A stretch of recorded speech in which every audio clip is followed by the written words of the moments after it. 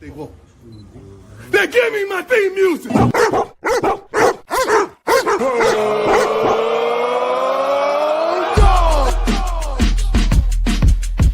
Another Zagnet production, Jones. Mr. Fingaz.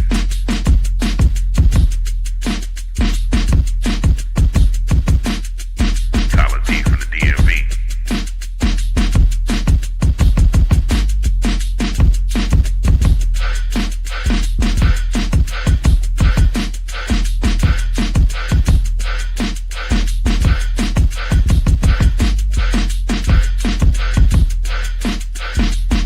Go Dogs.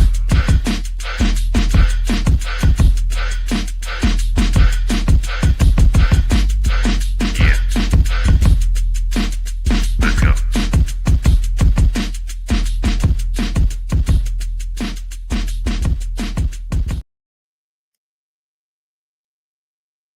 Good evening, ladies and gentlemen, boys and girls. What it is, what it T apostrophe I is. How's everybody doing this evening? It is Monday, November 24th, 2025, and we are back. And we are live from Studio 405, where the wind comes whipping down the plane. I am one half of the team, your host with the most, Mr. Fingaz, here coming to you. And my partner right there, that guy right there, he is the brother from another, the sexy mother Hubbard, the ace of base in the place in your face, Collin P from the DMV. What is good? What is good? What is good, my guy? Hey man, everything is all good. As long as I wake up in the morning, vertical breathing, man. Not too much to crap about, man. No, I'm doing good. Good weekend of football. A lot of surprises. Well, not too many surprises. We'll get into all that, but we did what we had to do. So we got to focus on this weekend or Friday. How about yourself? Oh man, I'm having a great day. Christopher, I'm sorry, did I say 2024? I meant 2025. It's November 2020. It's November. What remix? It is November 24th, 2025. If I did say 2024, I'm sorry. Anyway, yeah, man, it's a good weekend. Got to sit down and watch some football. I'm glad football is back on YouTube TV for the second week in a row. I turned my TV on every week. I'm like, please be there, please be there, please be there, please be there. So we got some folks in the comments already. They're already giving us some love here. Bang, there they are. Bow, there they are. Pow, there they are. Bang, there they are. All right. We appreciate y'all stopping through to check us out. We talk University of Georgia football and all the way around the finest conference in all of Division I football, the Southeastern Conference. And we love talking about those junkyard dogs from Clark County, Georgia. And if you haven't heard, there was a game that went on this weekend down there. And oh, by the way, in case you haven't done it yet, ring the bell. I got to stop that. I keep doing the people's eyebrow. I started to say people's elbow. I can't do the people's elbow with the eyebrow. There's a reason. I was a pre-med major when I was in school. There's a reason why I'm not a doctor. I can't tell an eyebrow from an elbow. I'm trying to do the people's eyebrow and ring the bell at the same time. Anyway, y'all know how we do, man. We're here to talk some Georgia football, and we're about to get into it right about now. All I can tell y'all is that it's about to go down. Let's go ahead and get right on into it, man. So, there was a game and, there was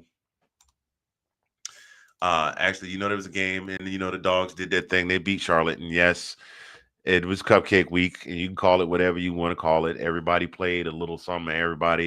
I believe Alabama played something called Eastern Illinois, and somebody else played Samford, and Texas played Arkansas. Yes, I know Arkansas is in the SEC, but this time of year, Arkansas tends to go very well with some cream cheese icing and some little sprinkles on it, a little paper cup. Call them a cupcake too. And everybody, we're going to get back to that in a minute. But the first thing we want to talk about, hey, man, there has been some drama in the SEC, and most of it involves none other than that guy, Lane Kiffin. What's going on with Lane, man? I don't know. Like I said before, man, I usually didn't like him, but I mean, he's grown on me. Like the past couple of years since the old ball coaches left, I guess I'm looking for that coach to kind of bring a little bit of spice to the TV screen, I guess, or the comments and that kind of stuff. But yeah, I guess he's keeping everything hush hush. I haven't heard too much about it. I mean, I've heard everybody speculating and talking, and like we told you off camera here that I guess the last I heard was 90 million for 7 years from LSU.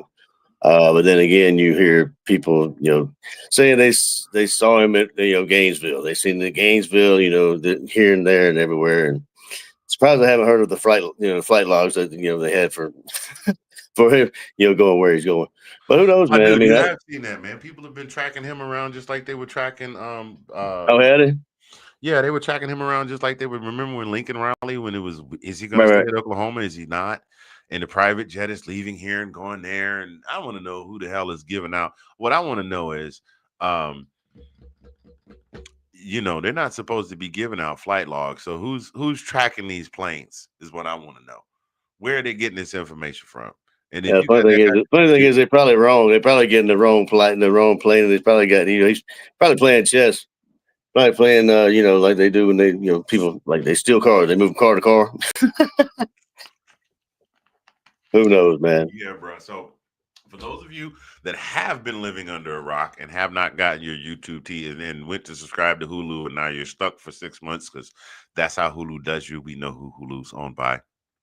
Anyway, and you don't have a YouTube TV back. Lane Kiffin has been rumored and tied to Florida, LSU, and where else? Was there a third one? Yeah, there was a third one that he was supposedly tied to. Schools that are looking for coaches, and they're all SEC schools. And they did track a flight down to LSU. His family did go down to Baton Rouge. His family did go down to Gainesville. How much was that you said that they LSU supposedly offered him? Was it 67 mil? No, it was 7 years for 90 mil. 90 mil for 7 years. Yeah, a lot of people say, but you know what? I don't know. Why would you leave? Like, let me ask you this question: why would you even consider going to LSU? I Why? mean, that's the same And it's thing we not said. and let me Go let ahead. me let me let me make sure that I explain. I'm sorry, I didn't mean to cut you off. Let me No, make you sure good. I explain this. Um, LSU is a wonderful, amazing. I mean, they're an SEC rival, but it is an incredible football atmosphere, especially when you got the night game. Especially, they probably don't play neck except when they're on the TV commercial break now because Yeah, they can't play neck because of the. And for those of you that are uninformed, neck is the song that was first performed by Cameo, same song that did Word Up and Candy back in the '80s. And LSU adopted it. They heard Southern University, which is also a Louisiana is an HBCU in Louisiana, play neck. They adopted it, and they changed the lyrics. The lyrics actually go, hey yo, you're talking out the side of your neck. And they changed it to something else that had something to do with, you know, yeah, tigers and stuff like yeah, that. Anyway, so they were banned from ever playing it while they're live on TV. And of course, OBJ went down there and paid him. He said, "I got 50K if y'all do it right now," and they played it and they got fined. Anyway, it's a great atmosphere to play in. It's hard to win in Death Valley, or at least it was until my family came down there. yeah, But come to find out that there's this whole thing with the Louisiana governor is involved in it, and there's an interim president and an interim AD or a whole kind of crap going on down there. yeah, And that's not a place that I would go and feel like I was in charge of the football team. Because the governor seems to think that because he's the governor, and I know it's a state-run school, for those of you that are lost, Louisiana State University, it's a state-funded, University. right, Right, university. So it's not a private school. right. But yeah, so I wouldn't want to go down there. Not with the governor calling the freaking coaches box and go run 52 hook and ladder. Some play they haven't run since like 1968. Yeah, Yeah, I saw it in Friday Night Lights. You should run that play. It's a great play.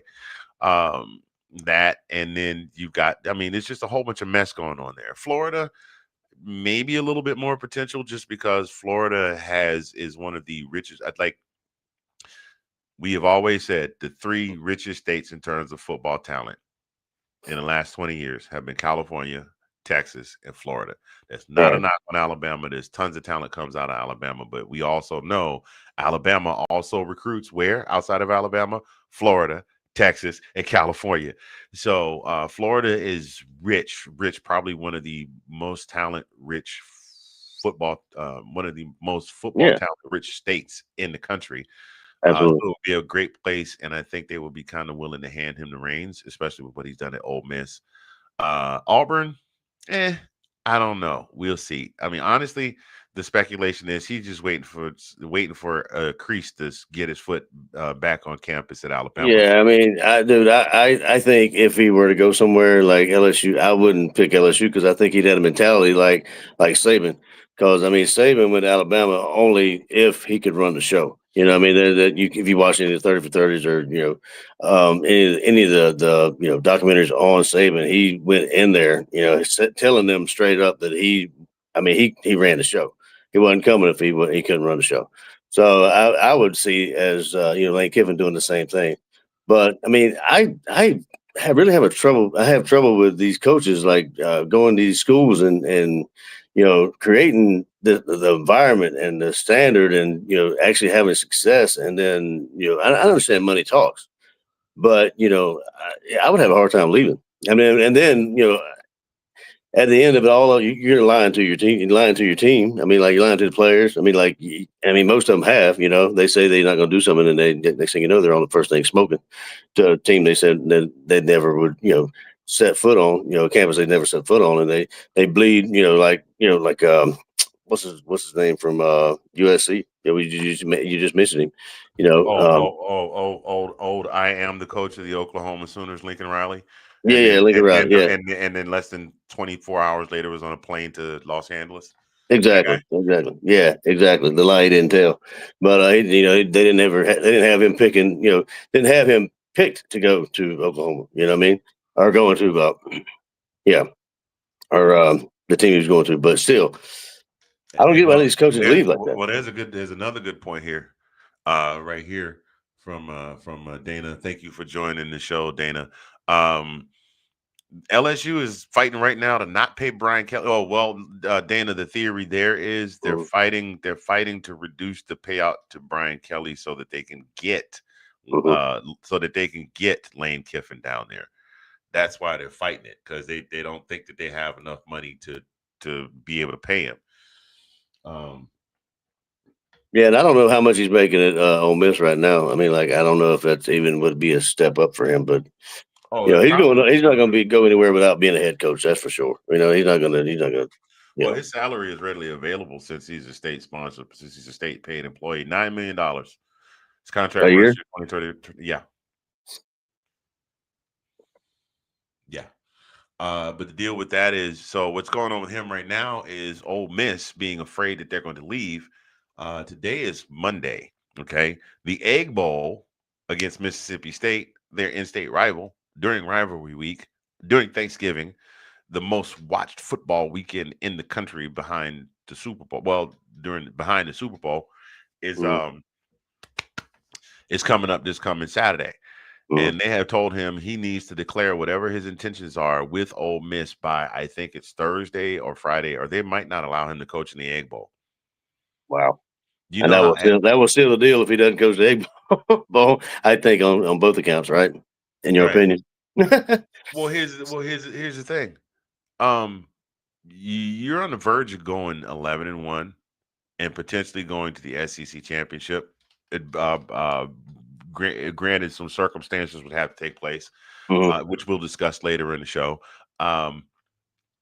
And even if you don't get in the SEC championship, you're pretty much a shoe-in for the CFP. Right. Why in the world would you keep your coach from coaching in the Egg Bowl?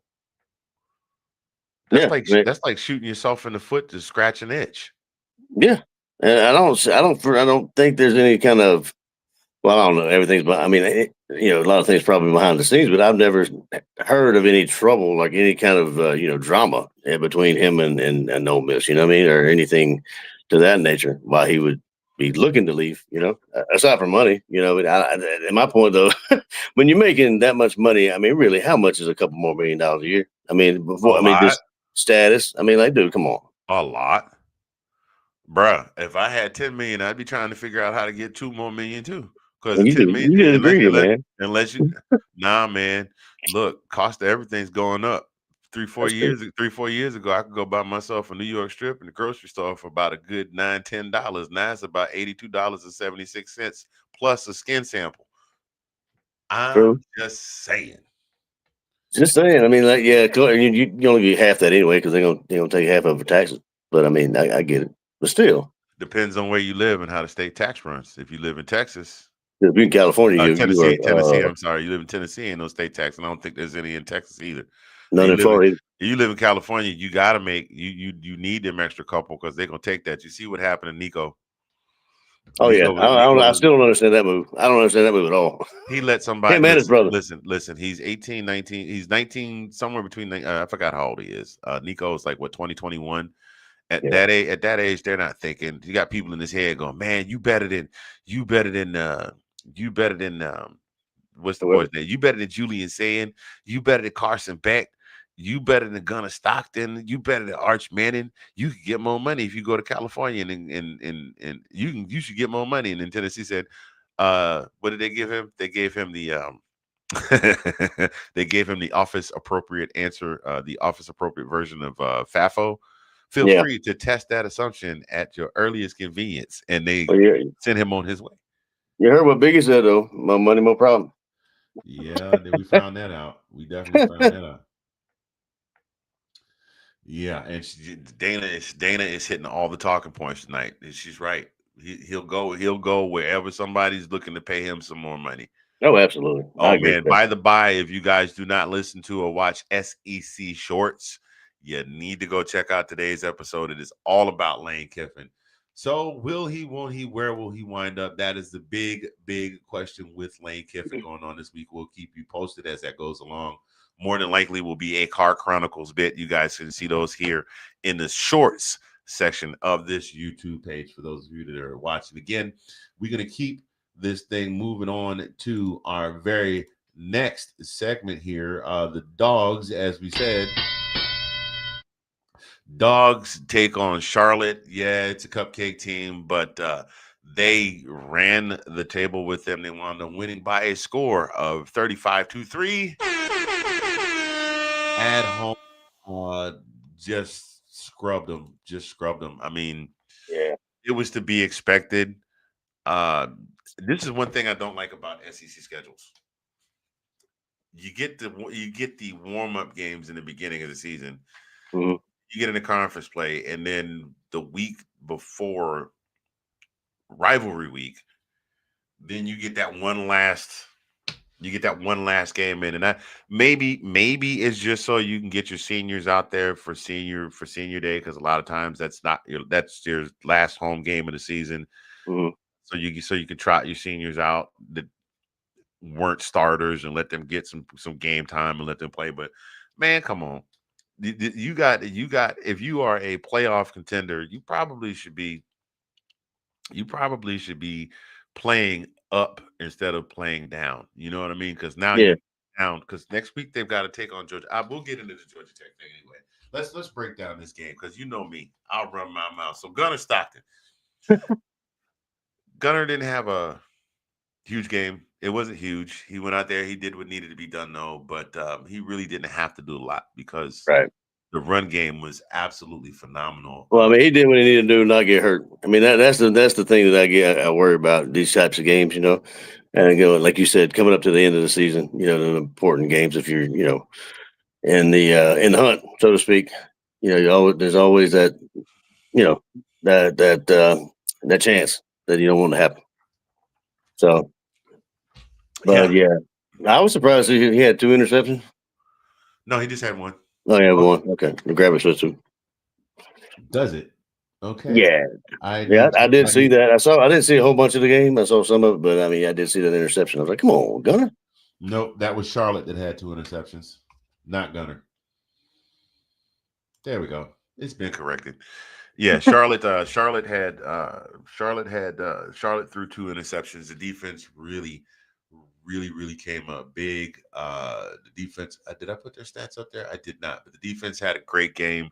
They had a total of, I wrote it down over here. Let's see, they got 2 interceptions, 2 sacks, 3 tackles for loss. I know that's not a lot, but for Georgia, the way their defense has been playing, that's excellent. Also another very telling stat about how in control of the game Georgia was. Peyton Woodring did not have to kick a field goal. Not a single one. It was all ground game. Georgia finished up with 192 yards rushing, 257 yards passing. I'll tell you another bright spot that we should actually be very, very grateful for is Mr. Bo Walker. Mr. Bo Walker was a shining star of that game, and then we didn't hear too much from him. During I didn't. I mean, I don't know if he ever actually played during this season because I hadn't heard too much about him. But he had 3 touchdowns. He had 9 carries for 48 yards and 3 touchdowns. And that boy's fast. He's another quick one. So I mean, if you have like maybe our Thunder Lightning. I mean, Frazier, and handwriting. I cannot read my own handwriting. I wrote down 3 touchdowns. I wrote down Bo Walker 3 touchdowns. Nate Frazier 2 touchdowns. I typed in Bo Weaver 2 touchdowns. I'm like, who the hell is Bo Weaver? And you said Bo Walker. Anyway, go ahead.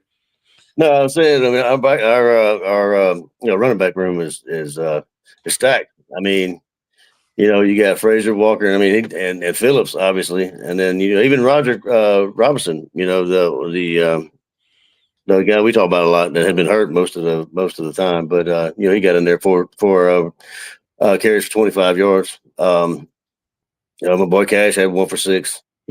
And Dylan Bell. Looks like everybody had to touch a little bit, but our running back room is stout, and that's it. That was a bright spot for me, actually. Seeing Bo Walker, do what he did. Granted, it was Charlotte, but like to see him next year. Yeah, for sure, because we're gonna have to, we're gonna have some guys we're gonna have to replace at some point. I mean, they can't stay here forever unless their name is Diego Pavia. I mean, anyway, moving right on along. Finished up. Well, I mean, what? Let me cut you off for a second. Now, I didn't realize this. Now, I may have to like give away my Georgia card for just a second. But I didn't realize Gunnar Stockton was a senior. I didn't realize he was a senior. I thought he was a junior for some odd reason. Well, he is. He's a redshirt junior. He went out for senior day. Yeah, they a lot of times those guys will go out for senior day because they go in the draft. Okay. But he has the option to return to the team next year. Okay. All right. So there was some question because he didn't talk in the press conference or anything. So they're speculating he might capitalize on his single season and go ahead and go to the draft now while his stock is high. That's another thing that I was thinking of and kind of trying to tell if he was actually interested in the draft. This is high praise coming from a Bama fan right here. Gunnar is a good quarterback. He's gotten more effective in the passing game, and he can beat you with his feet. Yep. Zero lies detected. Lies detected, except for Dana's favorite team, whom we can't seem to beat. But it's all good. Gunnar's still a great quarterback. I wish him all the luck and hope he does not get drafted by the Browns. He won't. Shador's got that. He's got the quarterback position locked by the Browns. Well, you say that we are talking about the single most dysfunctional franchise in the NFL right now. Even the Raiders are better off. The Raiders have had less starting quarterbacks than the Browns have had. They've at least had some sort of stability, and they at least keep coaches. Well, the Browns keep coaches too. But anyway, that's a different story for an NFL show. All around, a very, very, very good game by the Dogs. They controlled clock. They kept the ground game going. I mean, 192 yards on the ground. That's definitely great clock management. We know Kirby's real good at that. And then, when he needs these guys to take a little huff low, he just claps his hands. And the rest, and so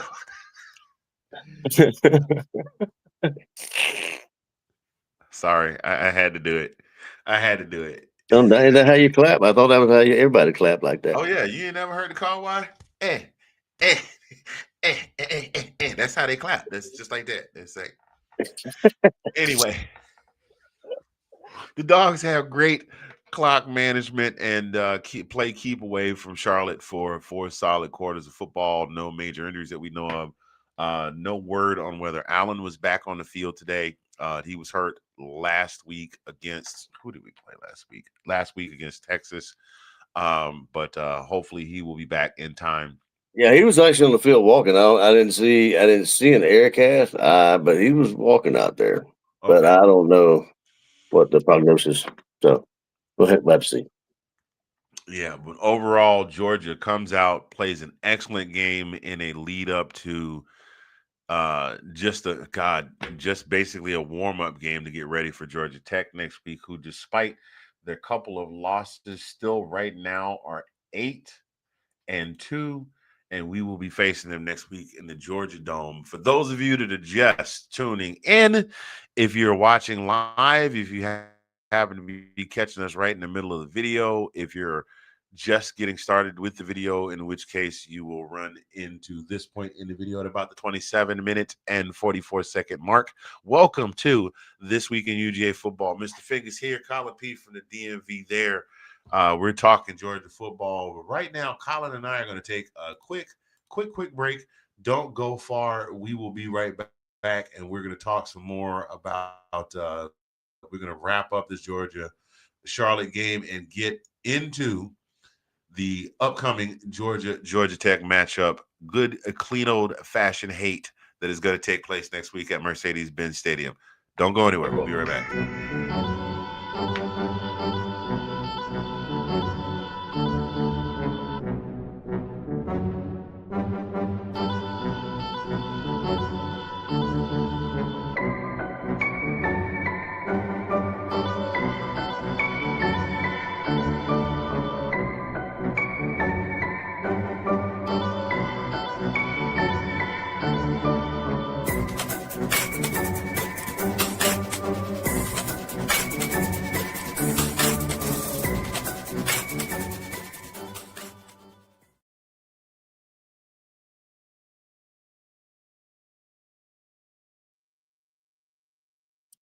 And you all have been effectively neuralized, much like Will Smith in Men in Black. Hence the white screen.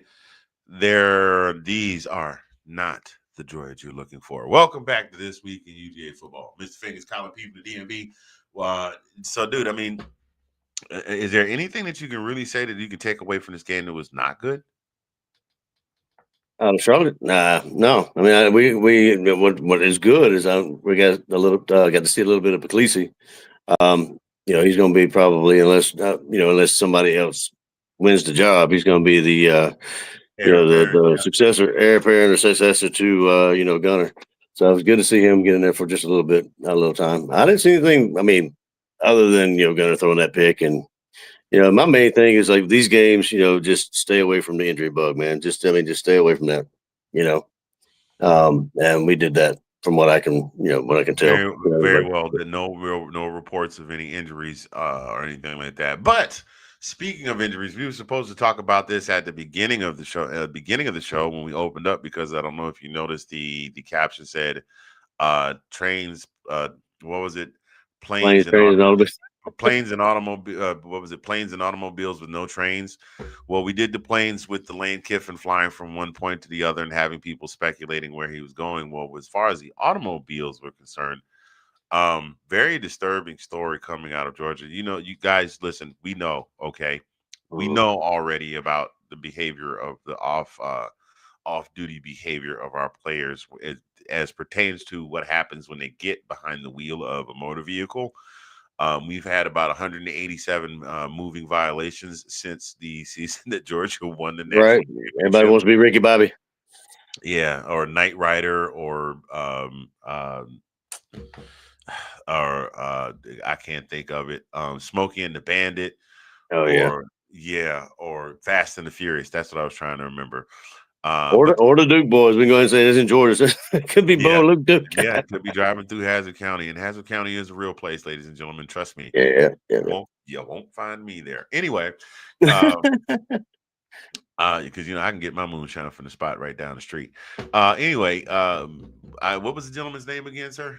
Nair Daniels. Nair Nair Daniels. Daniels. I don't know. He's offensive lineman. Offensive lineman. I think he was a redshirt offensive lineman.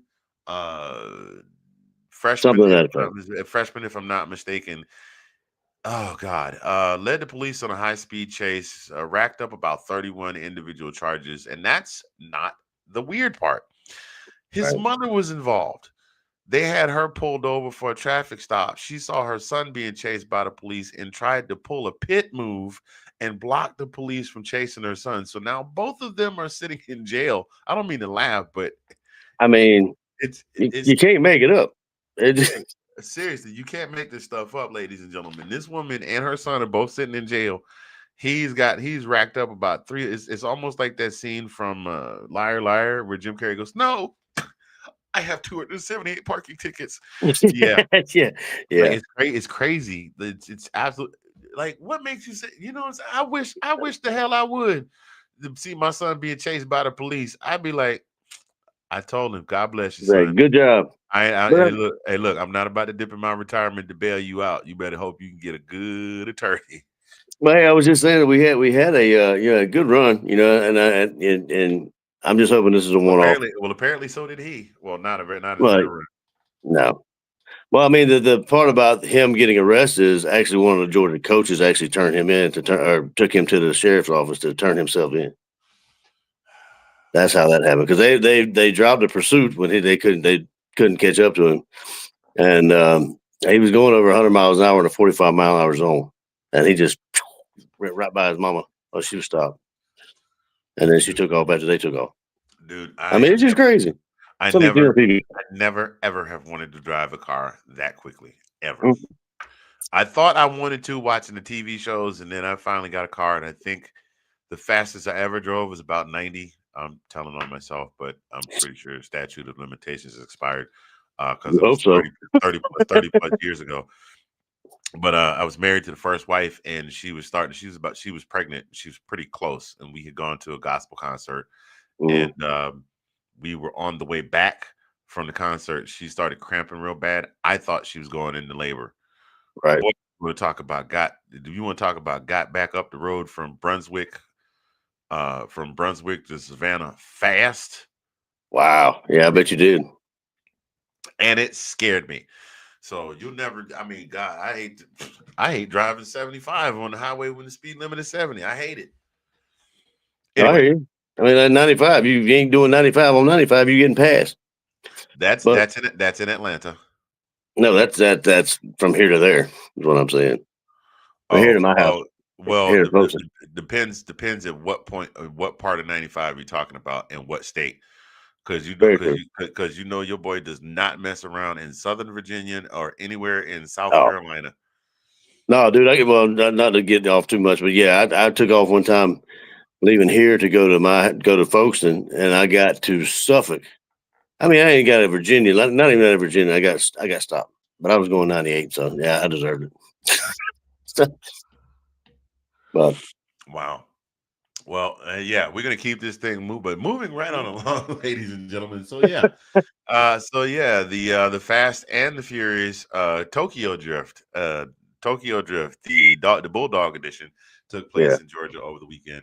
But better things are coming in the way of the upcoming match between Georgia and Georgia Tech this coming Saturday, and takes place in Mercedes-Benz Stadium. The Dogs coming in at 10-1. They win, and they're guaranteed a spot in the CFP. Georgia Tech at 8-2, still fighting for their CFP. Not 8-2. Yeah, 9-2. Lord have mercy. I had it pulled up. Georgia Tech coming in at 8-2. 9-2. 9-2, yeah, because it's the last week of the season. Right. Georgia Tech coming in at 9-2, hoping to preserve their chances to get into the CFP, led by Haynes King. Man,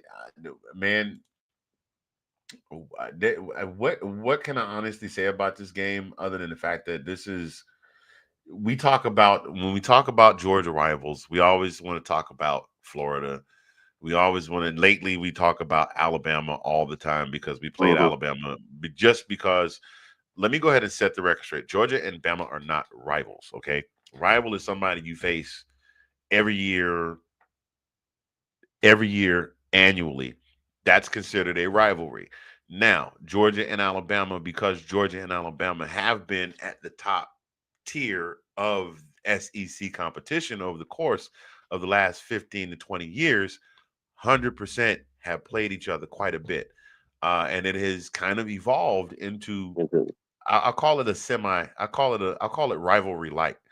But Bama holds the edge over that. When you're playing against a team regularly and that team beats you, is that really a rivalry? I mean, it's actually it's developing into one. I mean, I'm saying, it's developing since they took away the East and the West divisions in the SEC. Then it has, since we do play them in the regular season. I would say it's developing into a rival, which they are, winning. Yeah.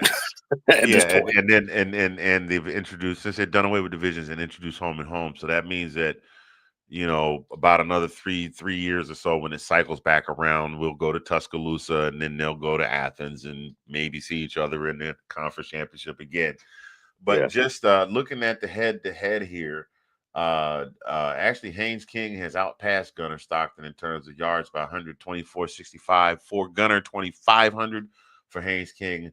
Haynes King has outrushed Nate Frazier by 180 yards. He's got 883 rushing yards. Frazier's got 700. We've got the edge on receiving yards. And this is just in terms of leading player in each category. Well, hey, let me stop you. So Haynes King is out rushing their leading rusher, I believe, is Jamal Haynes or either Hosley. But in either case, Mosley's got 84 carries for 628 yards, and Jamal Haynes has got 109 carries for 493 yards. So Haynes is leading the rushing and obviously the receiving because he's quarterback, but he's leading in both those categories. He can't lead. He can't lead receiving because he's not. He No, can't rushing. rushing. You said rushing and receiving, obviously. Well, I'm saying the pass yards. I meant that. Got you. Okay, there we go. I'm with you now. Yeah, I can't. I mean, he probably passed the ball to himself. Is he throwing it and catching it? But he's got.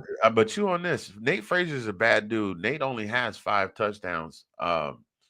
Haynes King has 15 with only 40 more carries and 180, 160, 107. No, 182 more yards rushing. That's insanity. So right there, what that tells me, key to the game. D-backs have got to play lockdown. The secondary's got to play lockdown all the way across the board. And you got to keep some guys at home to spy on him because he will run on you quickly. Remember, he ate us up last year. Took us to eight overtimes. So the defense we saw against Texas is what we need to see against Georgia Tech. We need 100%. We need to put them blitz packages in there and that they hopefully make Haynes make some difficult decisions and mistakes, but we got to get to the quarterback. No questions. And the secondary, secondary looked good against Texas. I mean, I'm not gonna lie. They did. They did. I'm not gonna lie about that. It's been they did. They definitely had Mr. Manning very shook. He was looking shook. The funny thing is he looked awfully confident against Arkansas. And I don't want to say, but it's Arkansas. Yes, but it's still a game that they have to play. And he had a hell of a game though. I mean, good luck. Yeah, he did. He really did. The biggest thing with Georgia Tech here is Georgia Tech is starting to flail a little bit as they come into the home stretch. Let me back that up.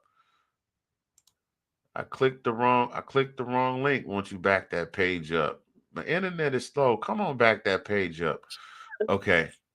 So what we're looking at here is Georgia Tech did start out really, really strong. They rattled off 8 straight wins, and then they lost to North Carolina State, who is 3-4 in the conference and 6-5 overall.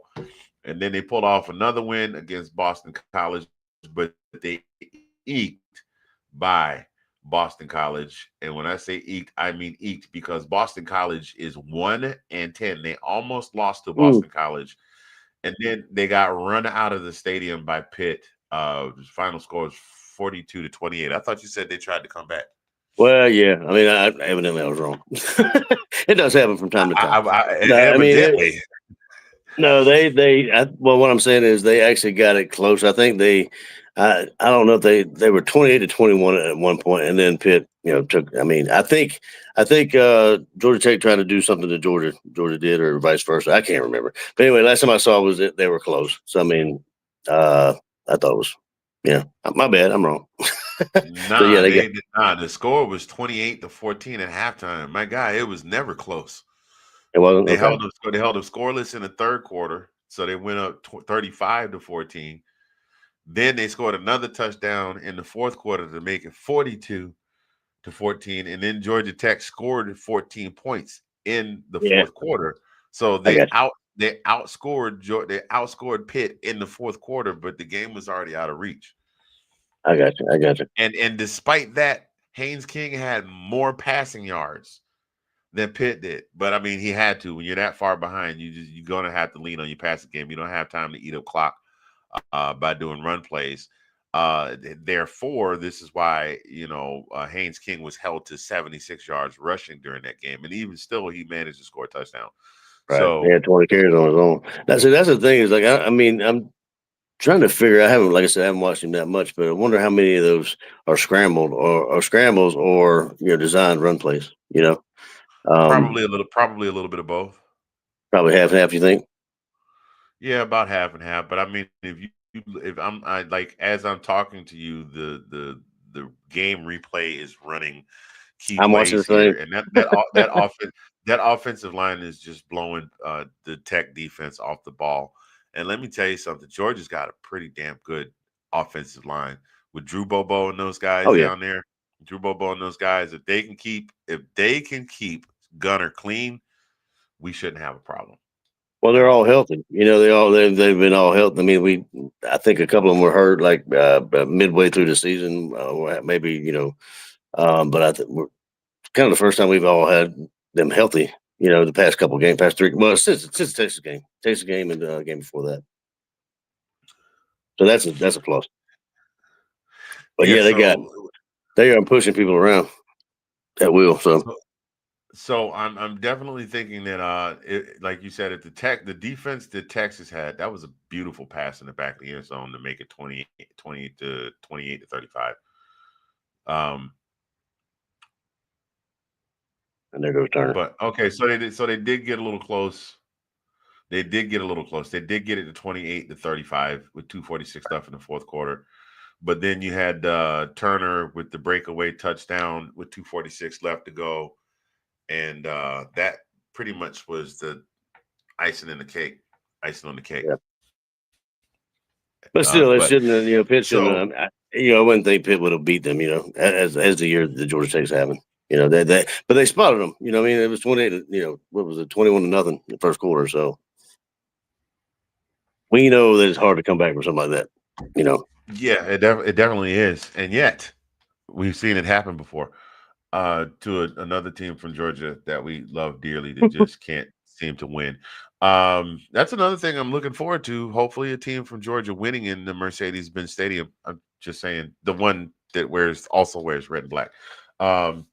So I'm not really one for making predictions because my predictions sometimes are off, but I'm going to go ahead and say that Georgia's got this one well in hand.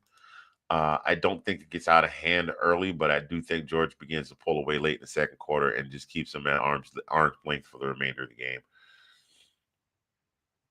Yeah, I mean, from your lips to God's ears, man. I hope it's out of hand. But I mean, it's always a tough. I mean, regardless, it's just going to be a tough game because it's plain old-fashioned hate, And yeah, I think you're right though. If we can start fast, which has been seeming to be our problem, but we've seemed to kind of work that out lately.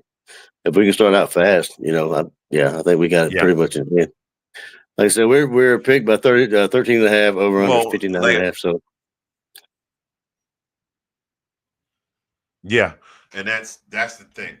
If we can play like we played against Texas, no problems. If we play like we played against anybody else, gonna be a nail biter. Yeah. But this is one that we kind of got to have because we want to stay on Alabama's heels. We want to stay on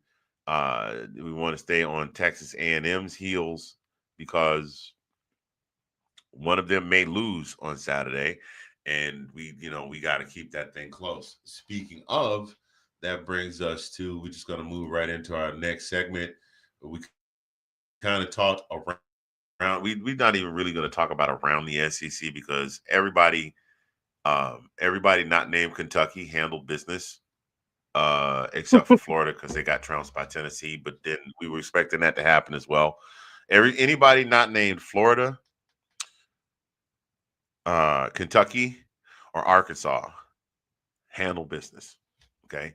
Everybody else beat their opponents pretty handily. I mean, there may have been some that were a little closer than we thought they were going to be. But again, rivalry week's coming up. We don't want anybody hurt, especially on the teams that are making a big push, trying to get into the playoffs. So, I mean, nothing really to talk about here with around the SEC. But we definitely want to talk about the playoffs. And the reason we want to talk about the playoffs is because Georgia has a shot at getting in the playoffs. Alabama has a shot to get in the playoffs. Texas A&M has a shot to get in the playoffs. Texas fans think that Texas is getting into the playoffs. We're back.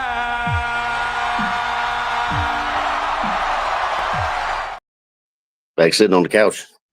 Sorry, did I say that? Hey, you said that out loud, brother. So the path to the playoffs, I'm going to go ahead and pull this graphic up right here. Let's see which one are we looking at. Let's see. Let's go ahead and look at the SEC championship game right here. So right now, here are the scenarios in which each individual team can get into the playoffs. Now, Alabama wins, they're into the SEC championship game. Right. Let's see. Texas A&M wins, they're in the SEC championship game. Or if Alabama lost because that's who they're playing. But if Ole Miss loses, if they win and Alabama if they win and Ole Miss loses, they're in the playoffs. Georgia is trailing both teams right now because Alabama holds the tiebreaker over Georgia with that win. Yep. And Texas A&M and Georgia do not play. So if Georgia wins, they are in. If Alabama or Texas A&M lose. So we need one of them to lose. Are you guys following so far? Everybody following? Clear as mud. But go ahead. Okay. Yeah. All right. Everybody's following. Now, Ole Miss, who also is a one-loss team, will get in if they win their game and Alabama and Texas A&M lose. So if Texas A&M loses to Texas and Alabama loses to Auburn, then Ole Miss will get it. If Ole Miss beats Mississippi State and both Alabama and Texas A&M lose, Ole Miss gets in. So those are your scenarios right there for the SEC championship game here. Now, what do we have here? Is this the percentages? Is that what this one is? Yeah. Let me let it come back up again. Hold on. All right. So this is what we got here. Let's see if I can make this bigger so I can see what I'm looking at here. You guys won't be able to see what I'm looking at, or maybe you can see that there. There we go. Much better. So what we've got here are the projected SEC championship matchups. There's a 30+% possibility that Georgia will play Alabama, but Texas A&M has to lose to Texas and Alabama has to beat Auburn. Mm-hmm. There's a 33.7% chance that it'll be Alabama and Texas A&M, and that's assuming that both teams win their respective rivalry games. Now, here's one that's interesting: Georgia versus Texas A&M.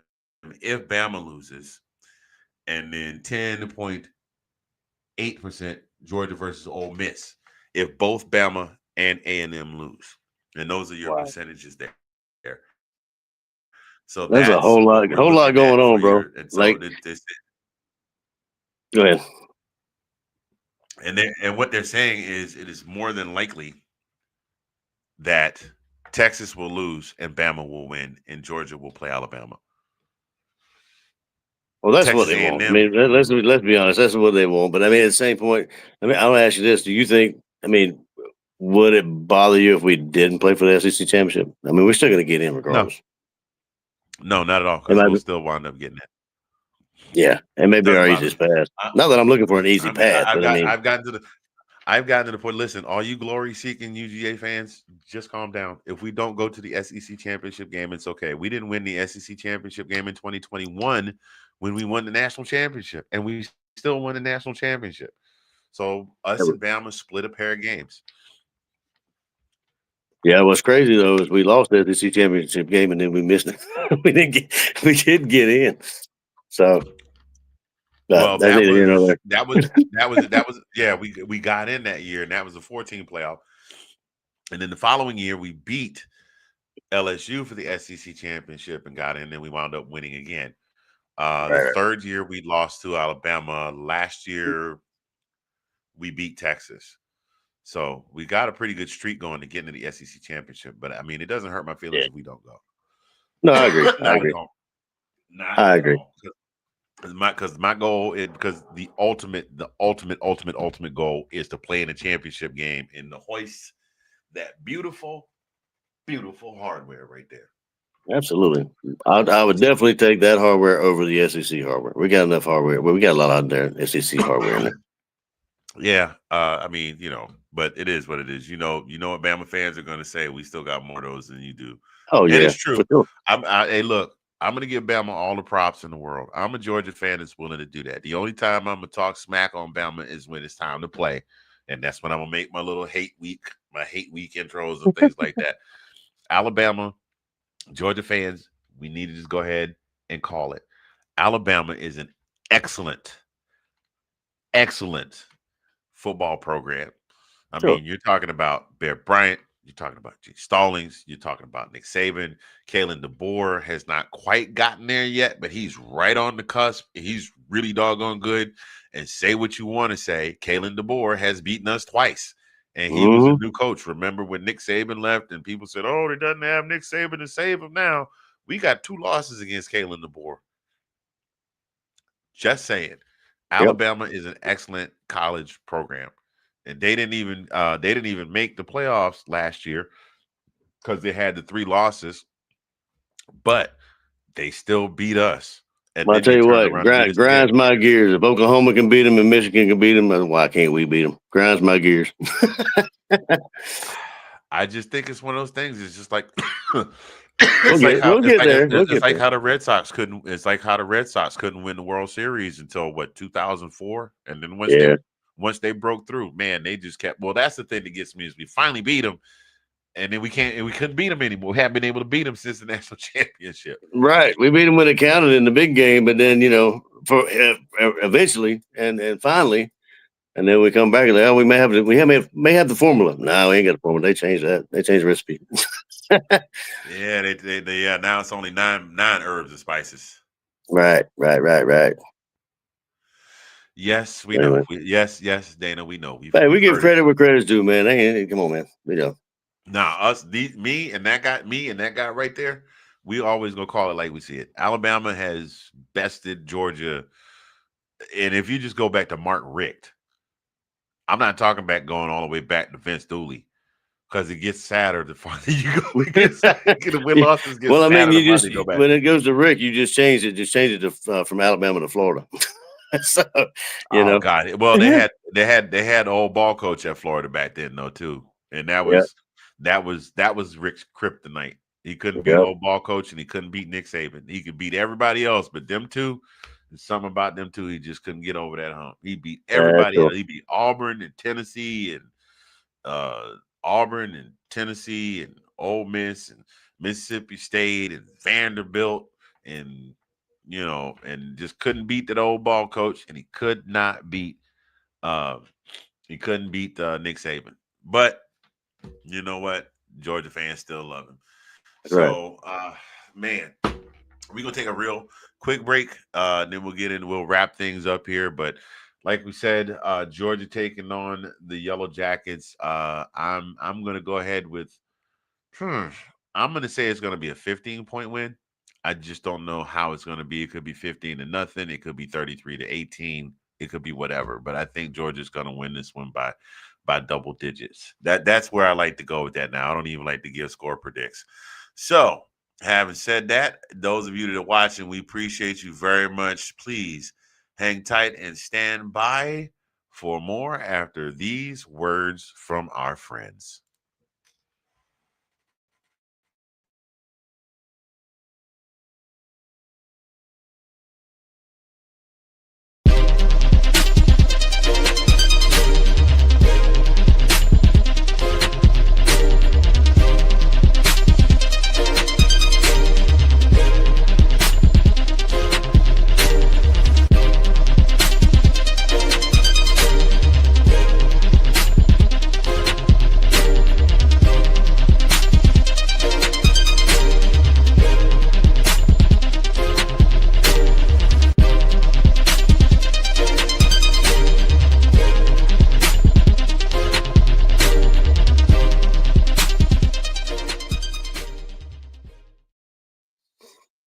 And that, ladies and gentlemen, from my good friends over at Let's Talk Football. The name of the show is the Roundtable Movie Podcast. We're the exact same cast that's on Tuesday nights or Wednesdays.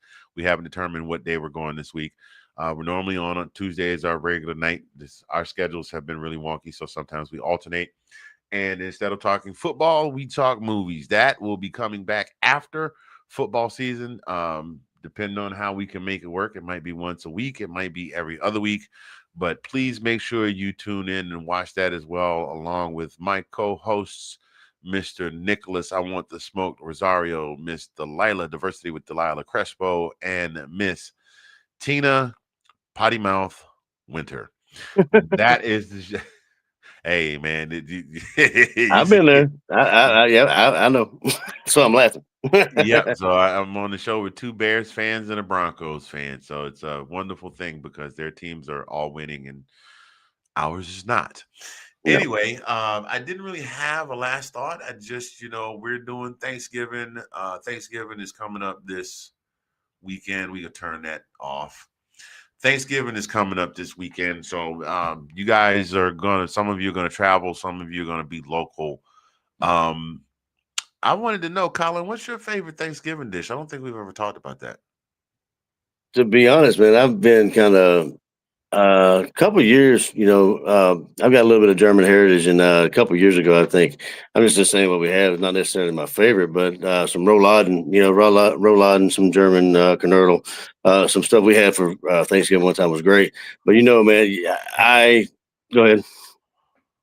What did you say? You said Rhode Island? Rouladen. Basically, it's a piece of meat and rolled up in a pickle rolled up in a piece of fillet of steak with a little bit of mustard in it, and then you toothpicks and you cook it. That's what rouladen is. That sounds like the Disney movie about the blue man that comes out the lamp when you rub it. That's Aladdin. That's what you said, isn't it? No, I said rouladen. R-O. I don't know how you spell it because it's German. I have no idea. And plus, I'm from Georgia. We got, the spelling and math and that. You know what I'm saying? But anyway, where I was going is what your question was. He said R.O. Laden. R.O. Laden, yeah. What did Bernie Mac say? Versace. You can't spell Versace. F-O, Sachi. You can't spell Versace. But yeah, Rouladen. R.O. Rouladen. I don't know. It's spelled how it's said. How it sounds. It's just like Robin Harris back in the day. He said Michael and Leon. He said he was in the same class with Michael and Leon Spinks, and they was dumb. He said Leon tried to cheat off of Michael paper. He leaned over and said, Michael, what did Over Donald have? He said, stupid, he had a farm. He said, how you spell that? E-I-E-I-O. Oh, shoot. Oh, that just reminded me of that post Rachi though. Anyway, to answer your question, I love it when my parents come up because my mom, gets in the kitchen and we have that Southern, that every time she comes up, she cooks that Southern food. Big old pot of greens, big old pot of mustard greens is if we can get them, that's what it is. And I mean, I'm not I'm not opposed to the turkey and that kind of stuff. And I mean, I had everything. We've had ribs sometimes, steak, but traditional's okay with me. Okay, that's what's up, man. That's what's up. Now, But you got to have the greens and turkey and dressing and that stuff and greens. You got to have the greens. I'm sorry. yeah, we're gonna do something different this year. The kids are gonna come by, and we're all gonna pick a dish and cook something. Junior is taking the lead. He is providing us with the main course, and this year he's decided he's going to make carnitas. He's Ooh, probably going to make some mac and cheese. Oh God, that boy can cook. That boy can cook. And there you go. I like my cooking, but when he comes over, I'm like, nope, you got it, chef. It's all you. I'm the sous chef. There you He's the one holding the bread to my ears, going, say it. I'm an idiot sandwich. Like, go. seriously, he's gonna make carnitas. I think the Phoenix is gonna make um cookies. And then I have to figure out what I'm gonna fix, and my wife's gonna figure out what she's gonna fix. But it's gonna be a good time, and we're gonna watch football, or we're gonna watch football and sleep and eat way too much, and There you go. it's gonna be great. Well, Uh, I think it's fun sometimes to just sometimes or a certain Thanksgiving or whatever, just step away from the traditional, like the turkey dressing and that kind of stuff. Just do something different, kind of mix it up. I think that's cool. mhm, My opinion. absolutely. Now, traditionally, growing up, my favorite dish, I never was a turkey person, even if I could get lucky enough to get the drumstick or thigh. I never was a turkey person, but I loved the stuffing. And Mm. God help me if somebody made some banging broccoli casserole. It was a freaking wrap, especially if you make You it knew with it a, was coming. It's a staple in the South too. That broccoli casserole. oh man. And then depending on, have you ever had the broccoli casserole with the rice in it? Oh yeah, yeah, absolutely. Broccoli casserole with the rice in it and Yes, sir. a little bit of spinach, and then maybe some cream cheese instead of the cheddar cheese, And or I was gonna say the cream, cheddar cheese on top. Yeah, yeah, yeah. the cream cheese in the middle with the cheddar cheese on top Yes, sir. With the Ritz cracker crumbles. Y'all don't know nothing about them Ritz cracker crumbles. That and the potato casserole. My mom makes a Oh man, come potato on through. casserole. Come Ooh, on through, bro. Come on through. Come through now. hey, you Man, make me hungry. I'm getting fat thinking about it. I'm gonna have to do a I'm gonna have to do a cleanse for the next 2 days just to make room for, because this kid is gonna come over here and he's gonna take over my whole kitchen.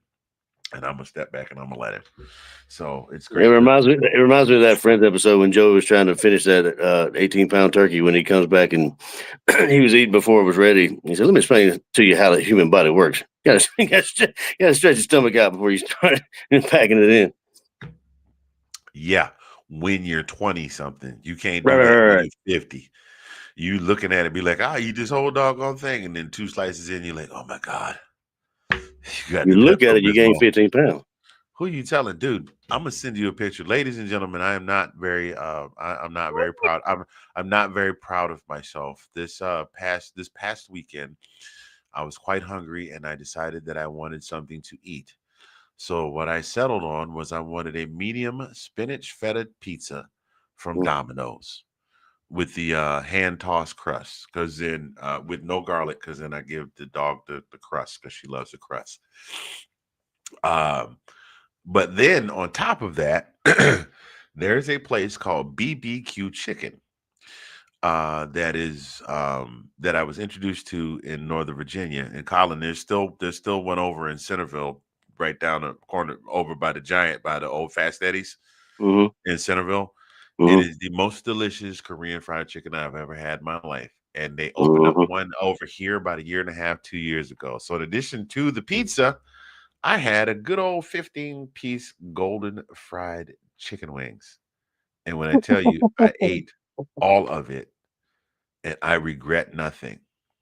Yeah, yeah. Until later, probably.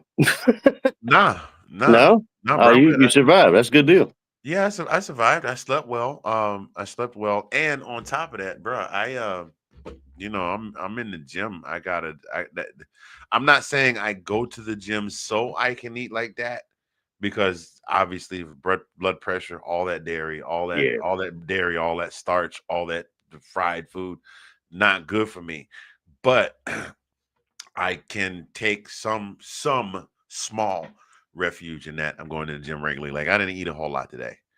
I didn't eat a whole lot today. I would probably have a little something just to top me off before I go to bed, Yeah. and that's about it. But yeah, so Thanksgiving, man.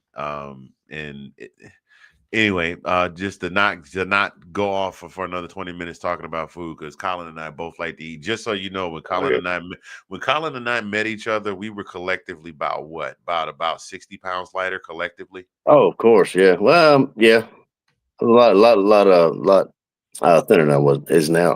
Thinner than I am now, for sure. Yeah. Yeah, I might have been 230. I'm at 250 now, and that's coming down from 280.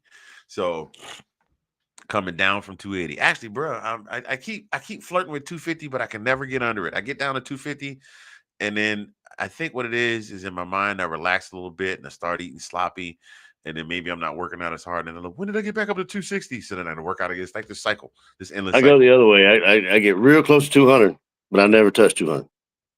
So I mean, I'm in between 190 and 199. Yeah, so I'm just trying to get, if I can get to 240, oh God, you won't be able to tell me nothing if I get to 230. It's gonna be a wrap. It's I gonna hear be a that. wrap. I haven't been 230 in a long time. That was when I was climbing up to pushing towards 300. Anyway, we're getting sidetracked. Ladies and gentlemen, boys and girls, if you all are traveling this Thanksgiving, or if you're just staying local, please be safe. Please enjoy yourselves, and most of all, take advantage of the time that you have with your family. Um, Sure. a lot of us are getting into that age where we're watching our parents and we're looking at them and we're realizing that they have aged and we need to cherish every moment we have with them. And then we're watching our children get older and things of that nature. And the way things have been as of late, as far as people in health crises and things in their health, you never know. You could talk to somebody one day and wake up the next day to find that they're gone. So Yep. please make sure that you enjoy the time with your family. And don't don't forget about think about yourself.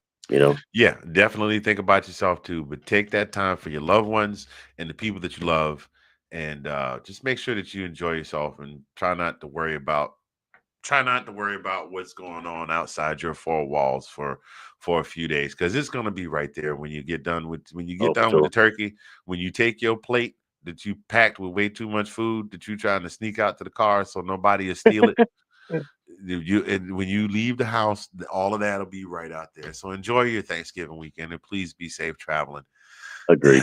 And Collin, I don't know, sir, but I think that about does it for this week's episode, man.